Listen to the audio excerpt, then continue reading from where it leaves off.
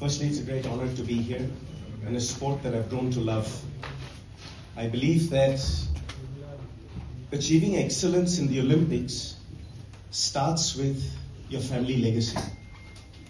I can not only speak of my own legacy. I was born to a Bengali mother, 5 feet high, captain India in basketball. Born to a father who was 6'3" of Portuguese Goan descent, was centre half of the Indian 1972 Munich Olympic winning team. I'm not going to talk about what happened in Munich, but being born to these parents 9 months after the Olympics, I was born with these genetics. But more than the genetics, I was born to two parents where every Sunday morning after church, I used to polish their trophies and their medals. To me, achieving excellence in sport is creating your own legacy. Now today I can sit here and cite a few legends who are heroes to me. I can cite Ishan's legacy with his father, Brandon D'Souza, who was a legend when I was growing up. My first golf membership was thanks to Brandon D'Souza at the Royal Calcutta Golf Club. But this man stood for excellence in the way he conducted himself. I can sit here and talk about Jeev and Sonia and their father, I think the godfather of Indian sport, Sir Milkha Singh. To me, we are because of them. I can sit here and run through all these great legends here, Shivi in front, and the rest of the gang. All of us are who we are because of who our parents helped us become. Now that being said, I can sit here and either brag to you about winning 18 Grand Slams to then playing 18 holes of golf, or I can talk to you about how proud of these champions I am, where we're giving back to the game. How are we giving back to the game? I have an Olympic academy, which is called the Flying Man Academy, 250 acres in Orissa, in Bhubaneswar, 20 minutes from the airport, 100,000 children. These 100,000 children are broken up into 40,000 tribal children, 40,000 paid Indian kids, and 20,000 international children from 70 countries. We play 16 sports, and what I would like to talk to you about is how through sports and education, we're nurturing India's next Olympic champions. General Saab spoke about it beautifully just now, talked about how the grassroots are important to focus on. Let's give that a thought for a second. We come from a country of 1.4 billion Indians. 55% of that is under the age of 26.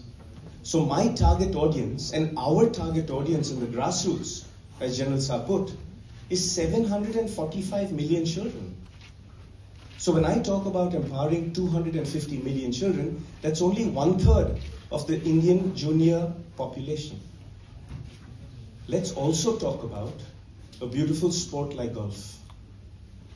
The legends will come up and talk to you about their stories of how they have become gold medalists, Olympic athletes, champions in different events, the best in the country. But let's talk about what examples they set to the next generation. We're talking about the new era, right? The new age. I'm proud of these guys for coming forward and giving back to the sport. Through golf, through 16 sports, to empower the youth, not just at the grassroots levels, but also at the top of the pyramid. I want to develop Olympic champions. I'm lucky that in my house I've got 2 Olympic champions already. So there is a science to it. There is an education to it. 10,000 hours, 3 million perfect repetitions, over 10 years you can master a craft. To me, I'm really blessed to have found golf because my competitive juices from tennis, if I didn't find golf, I would probably be taking it out on my family back home.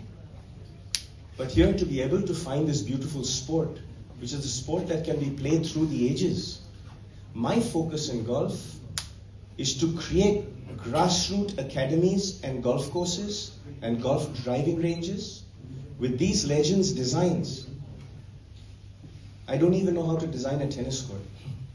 But with them, we can design golf courses, we can design driving ranges, we can design new age training methods, which coupled with my father and I's sports science, where you talk about sleep patterns, you talk about diet, you talk about performance, you talk about peak performance, you talk about blood work, you talk about human genetic testing, and the list goes on and on. But Ishan, really, what I'm trying to do through sport, through the Khelo India movement, through the Sports Authority of India, is to reach out to 250 million children, test them, where you take an x-ray of their femur bone between their knee and their hip, and the density of that bone will tell you the potential height of the human being. You also test the human genetic, where you do their muscle mass testing, and the muscle density of that human being will tell you the potential power of that human being. So hence you give the children an enhanced advantage by testing them at the age of 3, 4, 5, 6, 7. So then you can put them into the disciplines that they can do good in. Now let's say, for example, someone is not born to an Olympic mother, or not born to an Olympic